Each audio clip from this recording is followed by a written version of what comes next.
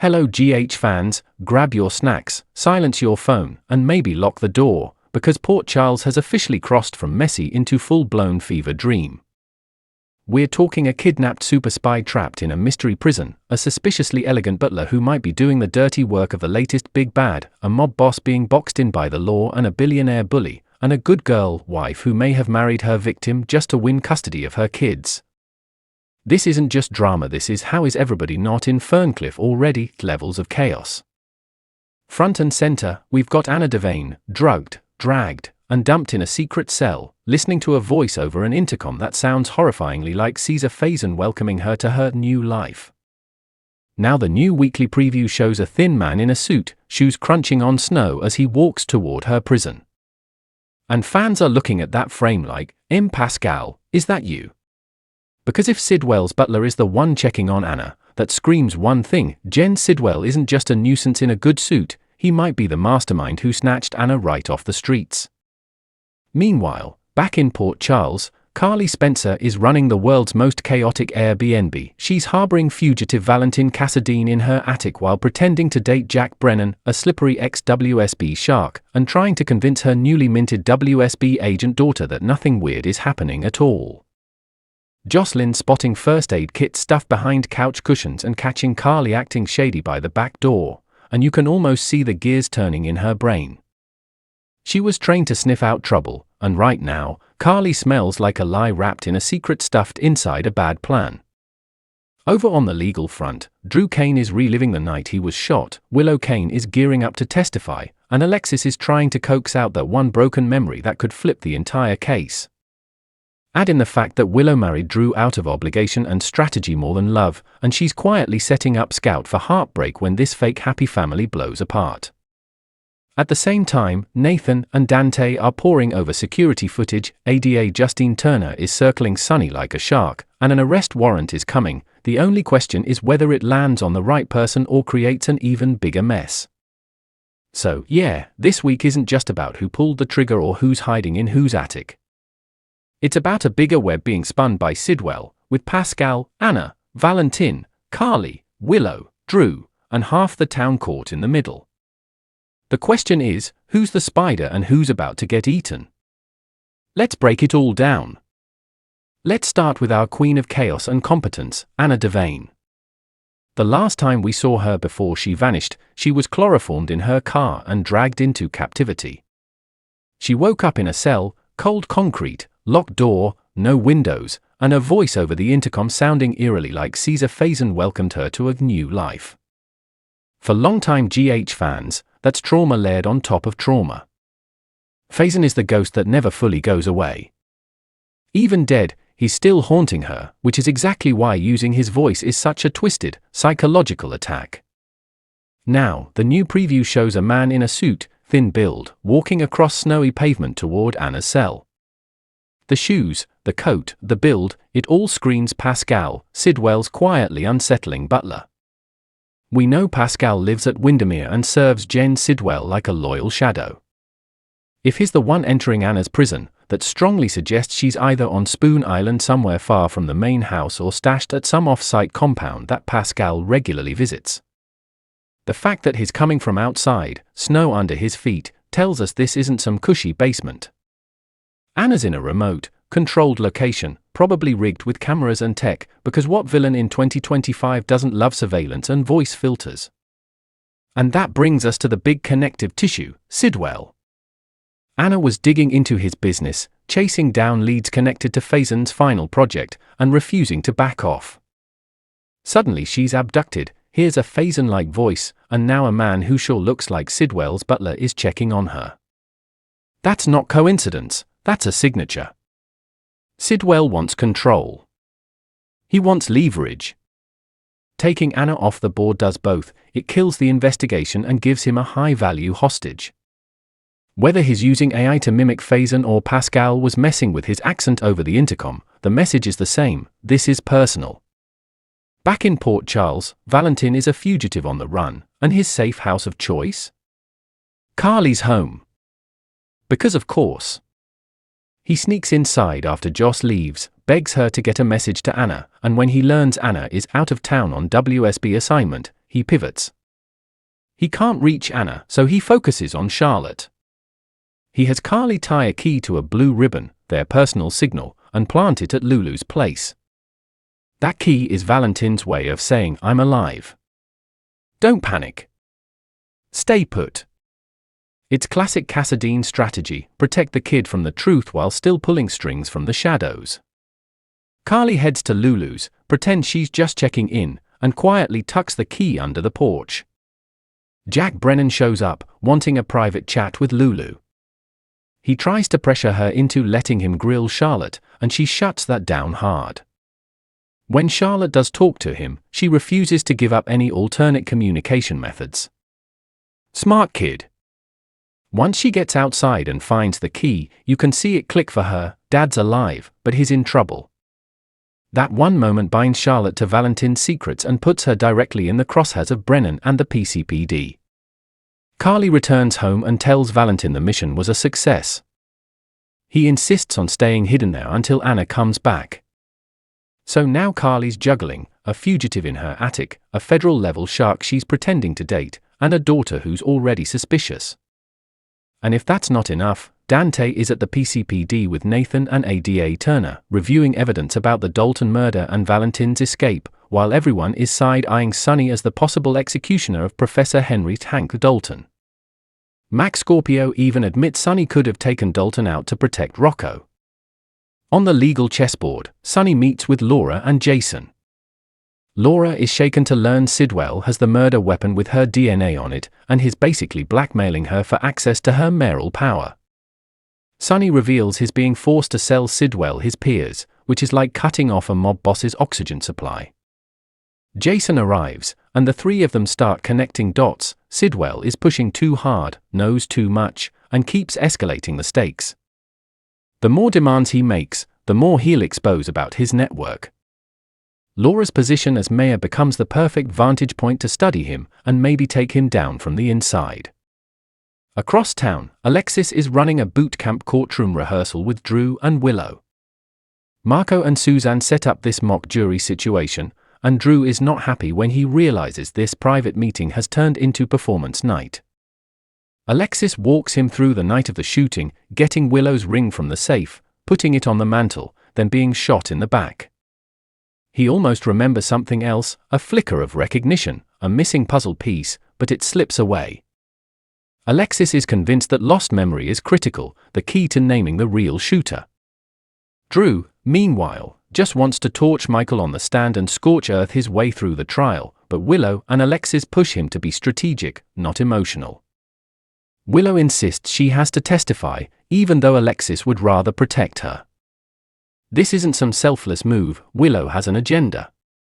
She married Drew, promised Scout a happy family, and is using this partnership to present a united front in court so she can claw her way back to Wiley and Amelia. Drew thinks she's a devoted wife and perfect stepmom. Willow knows she's walking a tightrope, and when this marriage inevitably explodes, Scout will be collateral damage. Meanwhile, Sidwell is busy acting like the respectable businessman he wants the world to see. He calls a meeting with Felicia, Brooklyn, and Lucy about deception. He presents some big, shiny idea to revitalize the brand. We know Lucy tends to fall for grand plans and seductive big talkers, so she'll likely be all in. But Felicia and Brooklyn are more cautious. It's one thing to rescue a struggling company, it's another to hitch it to a man being whispered about in connection with murder weapons, blackmail, and kidnapping. In the hospital wing, Portia and Isaiah are living their own little ticking time bomb. They were together the night of Drew's shooting, and it sounds like Isaiah is ready to step up and face whatever fallout comes from telling the truth. Portia, on the other hand, is trying to protect several things at once: her career, her relationship with Curtis, and the fact that Isaiah doesn't even know she's pregnant. Admitting where she was that night could blow up everything she's tried to rebuild with Curtis, especially if Curtis is already on the PCPD's radar. Over at the PCPD, Nathan and Dante review security footage with ADA Turner, and something, or someone, catches their eye. Turner asks if that's who she thinks it is. Whatever they see leads to an arrest warrant. Given everything we know, Curtis looks like a frontrunner, since he ordered Selena Wu to take care of Drew and then backed out. But this is GH, the person hauled in might be a red herring, a scapegoat, or someone whose arrest just creates more questions than answers. On the family drama side, Michael confides in Christina that there's something he hasn't told Wiley yet. Maybe it's the exact timing of Willow's court appearance. Maybe it's the fact that his relationship with Jacinda has moved into more than friends territory. Either way, Michael is once again trying to cushion reality for his son while quietly hoping Christina can help him deliver the news in a way that doesn't completely shatter the kid. And then we go back to Josslyn and Carly. Joss arrives at the house and immediately senses something off. Carly's edgy, hovering by the glass doors, clearly trying to keep someone out of sight. Joss finds a first aid kit shoved behind couch pillows, not exactly standard home decor, and Carly claims she and Donna were playing doctor. Joss doesn't totally buy it, but she lets it slide for now. She's already suspicious about Valentin, already worried Brennan might be using her mother. What she doesn't know yet is that Carly and Valentin are secretly working together to bring Brennan down, and Joss may soon walk right into the middle of that alliance. Finally, circling back to Anna, she's in captivity, trying to meditate, trying to stay calm, but she's at the breaking point. She shouts at the camera, demanding to know what her captor wants. That's where the spoilers leave her, mid-rage, mid-fear, mid-fight. And if Pascal does walk into that cell, we're not just getting a reunion with Anna, we're opening the door to Sidwell's larger, darker game. Let's talk about what everybody really wants, because on GH, what people say and what they're actually doing are rarely the same thing. Anna Devane is a control freak in the best possible way. She's a strategist, a planner, a woman who survived decades of spy games by anticipating moves 10 steps ahead. Stripping her of agency, drugging her, locking her up, blasting Faison's voice into her cell is specifically designed to break her psychologically. If Pascal is the one holding the keys, he's not just following orders, he's acting as Sidwell's instrument of psychological warfare. Anna's biggest fear is becoming the victim of Faison's legacy all over again. Sidwell seems to know that and is using it to keep her off balance. But here's the thing about Anna, the more you try to break her, the more dangerous she becomes when she regroups. Pascal, meanwhile, is fascinating in that quiet, unsettling way. On the surface, he's just the butler, polite, discreet, unfailingly loyal. But GH loves the servant with secrets of archetype. If Pascal did abduct Anna before showing up at Windermere, that means he's deeply embedded in Sidwell's operations. He could be the one handling transport, surveillance, and day-to-day control over Anna's captivity. There's also a chance he likes this a little too much. The way he glides around Windermere, the unflappable demeanor, he might be the calmest storm in the room. Sidwell himself is the kind of villain who doesn't need to shout. He uses leverage, Laura's DNA on a murder weapon, Sonny's peers, Anna's disappearance, Deception's future, Britt's lab, Marco's lab key fob, even Felicia and Brooklyn's business interests. He inserts himself into every corner of Port Charles' life and waits for people to realize they can't move without bumping into him. That's control. And if he really is obsessed with Faison's final project, then Anna isn't just an obstacle, she's a trophy, proof that he can outplay a legendary WSB agent. Valentin Cassadine, as usual, is a layered mess in a great way. He wants to protect Anna. He wants to keep Charlotte safe. He doesn't fully trust Brennan or the WSB. So he does what Valentin always does, he disappears into the shadows and tries to orchestrate things from behind the scenes. Hiding in Carly's attic isn't just about survival, it's about staying close to his daughter, close to Anna's allies, and close to the action. But every second he's in that house, he's dragging Carly deeper into his world. Valentin tends to believe he knows best, but this time, his mal-handled, Cassadine instincts might blow up Carly's life and Charlotte's sanity. Carly Spencer is addicted to control, too, but in a very different flavor. She sees herself as the fixer, the protector, the one who will lie, cheat, and scheme if she believes it's for the greater good of her family. Teaming up with Valentin and turning on Brennan isn't just petty payback, it's her way of reclaiming power after realizing her daughter was recruited behind her back. Carly hates being blindsided, and Joss's WSB secret cut deep. So now Carly's making moves, cozy up to Brennan, study his weaknesses, then team Cassadine to take him down. The problem? She's risking prison time, mob retaliation, and her daughter's trust, all at once. Classic Carly, high stakes, no breaks. Josslyn Jax is in a brutal bind she doesn't even fully see yet.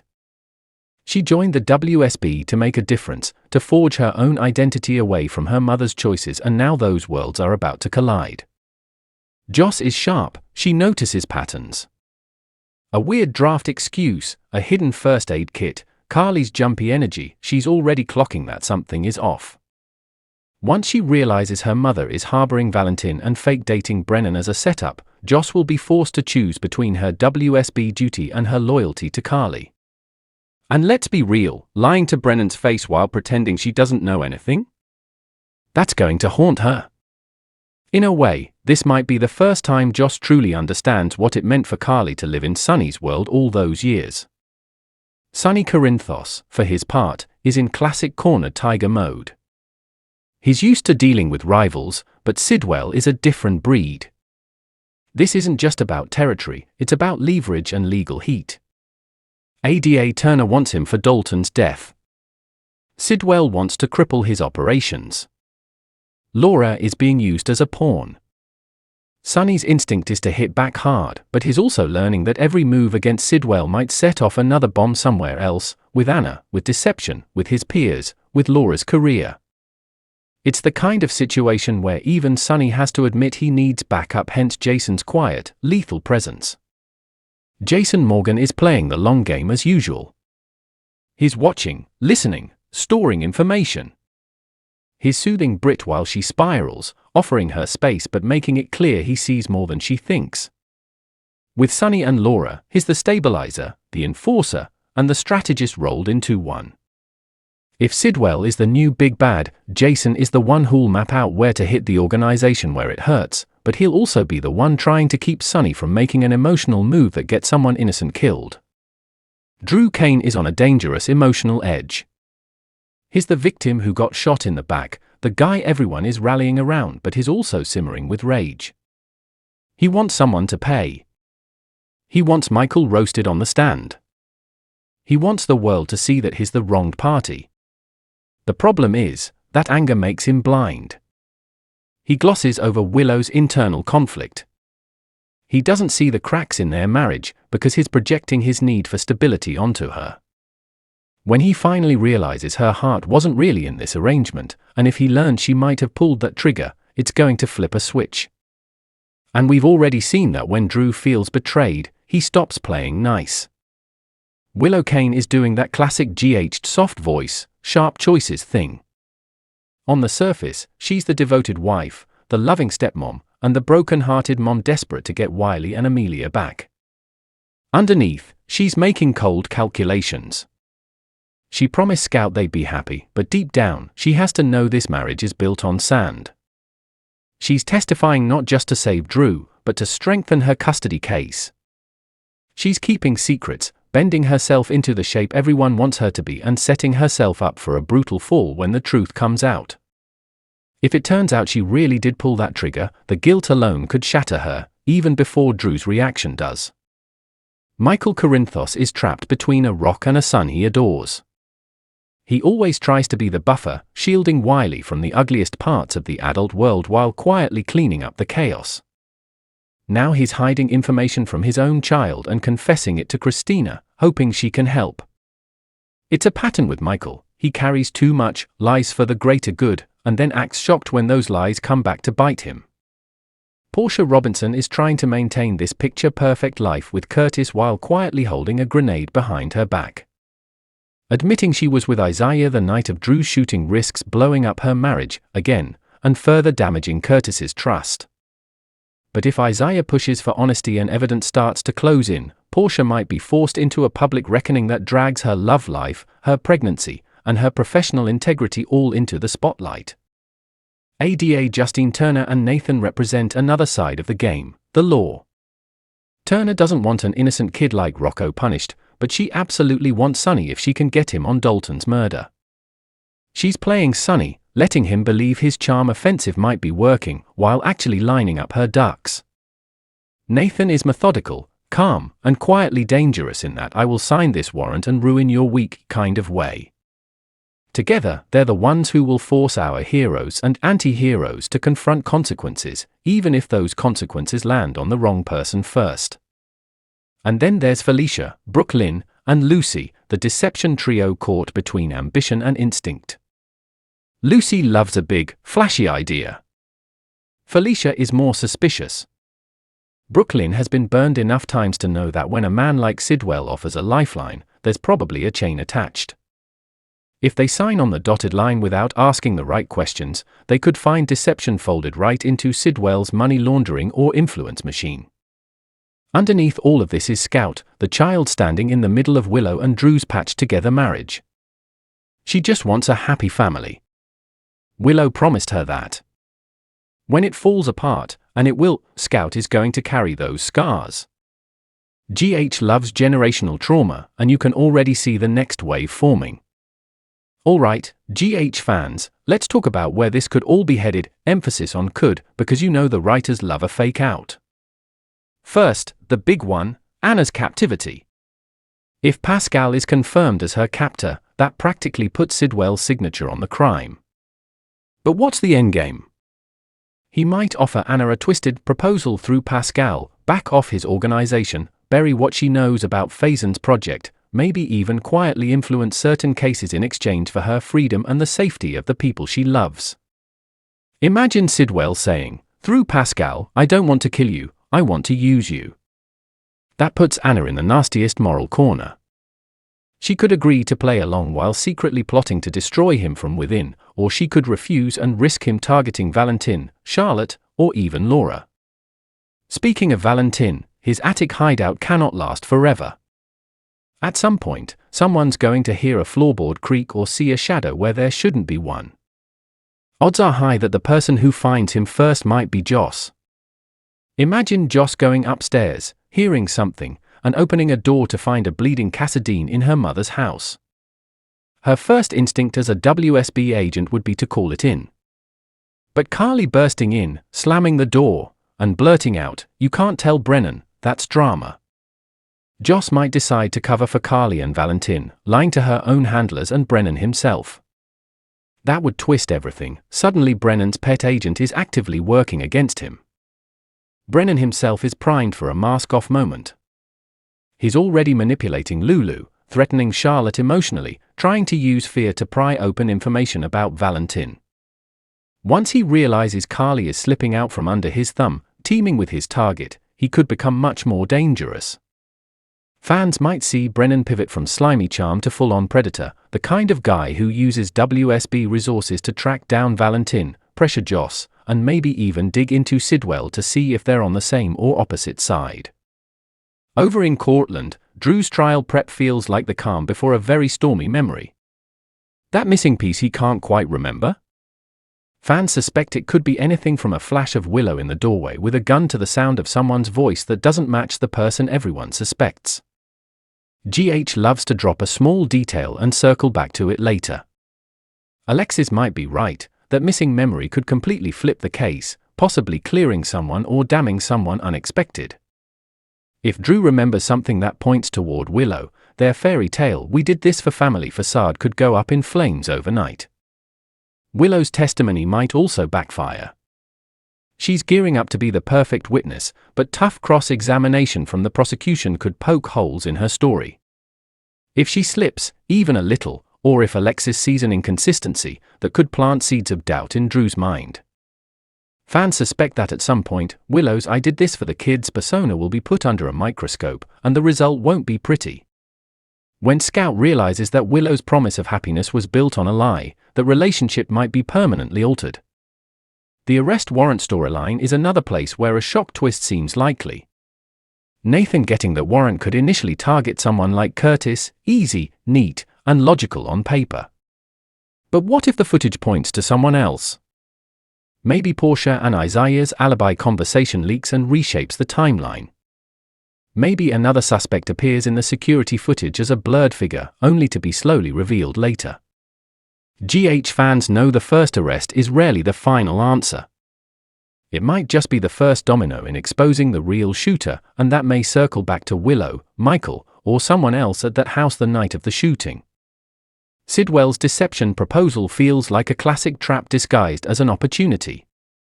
He might suggest a new investor, expanded distribution, or a flashy marketing campaign that conveniently launders his money and cleans his image. Lucy will likely be dazzled. Felicia and Brooklyn might hesitate, but if things get desperate enough, they could agree just to save the company. Down the road, the deal could tie deception directly into Sidwell's eventual downfall, or leave one of the women holding the bag legally while he slips away. On the Joss front, her WSB job is about to get a lot messier. Covering for Carly and Valentin would mean lying directly to Brennan's face, falsifying or omitting intel, and maybe even feeding the WSB half-truths to steer them away from Carly's house. Fans can easily imagine a scenario where Brennan, suspicious, starts testing Joss, giving her small assignments to see if she'll tell him the full truth. One wrong move, and she's not just off the WSB, she's in danger. And we can't ignore the Faison factor. That eerie voice over the intercom might be AI, might be Pascal doing a twisted impression, or, in the most soap operatic version, might hint at a deeper connection between Sidwell and Faison's old network.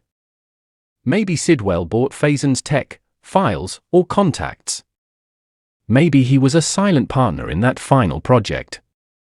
If Anna eventually learns Sidwell has been weaponizing her trauma for his own entertainment and control, her revenge arc could be massive. As for Sonny, this isn't just another turf war. His being boxed legally and economically at the same time, a murder charge potential on one side, forced sale of his peers on the other. Fan suspect Jason and Laura will work together to create a sting within a sting, letting Sidwell believe he's winning while actually setting him up for a public fall. But in classic GH fashion, they might underestimate just how many pieces Sidwell already controls, including Anna, deception, Brit's lab, and Laura's own reputation. By the time this arc truly explodes, we could see several big outcomes: Anna striking a temporary devil's bargain with Sidwell, Valentin and Carly's alliance exposed, Joss standing between Brennan and the truth, Drew's memory finally snapping into place, Willow's halo slipping publicly, and deception getting dragged into the headlines for all the wrong reasons. It's all connected: the kidnapping, the shooting, the WSB, the peers, the lab, the fashion line. Sidwell's web is wide, but it might also be fraying at the edges.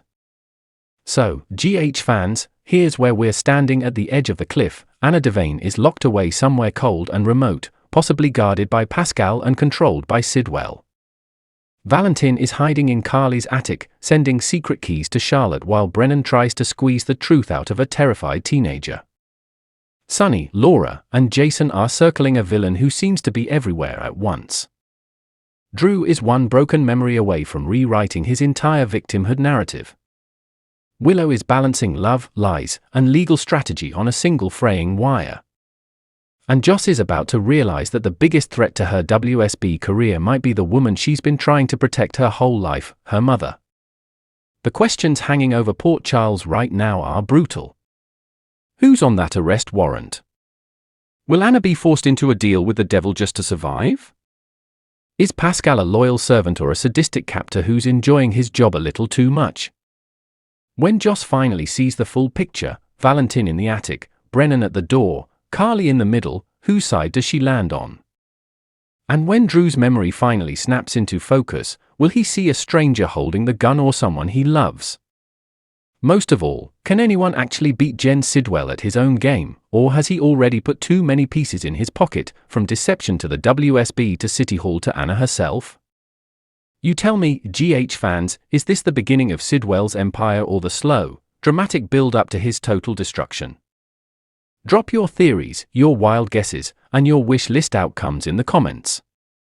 Do you want Anna to play along and take him down from the inside?